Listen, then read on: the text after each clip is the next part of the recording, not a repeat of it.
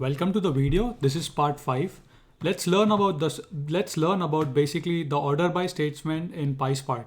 So far, basically in the first 4 parts, we have learned a lot. We did the installation of PySpark. We looked how a data frame is created. What are the different ways of creating data frame? We looked at the command called as select, explain, d types. We also basically learned how to create a schema. Basically, we learned about all of that, right? We also learned about the filter commands in detail, how to do filtering on multiple columns, right? We learned all about that. Now let's take a look at the order by statement. So this is the data frame. If I want to order the city name, right? So I can just say df.orderby, and then you would say select the city, that is df.city, and then you would say show.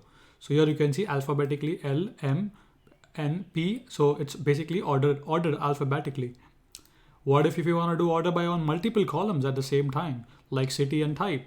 All right, one of the way to do is df.orderby. You would say order by city, then again order it by the type, and then show. So here you can see now it's ordered by city and type.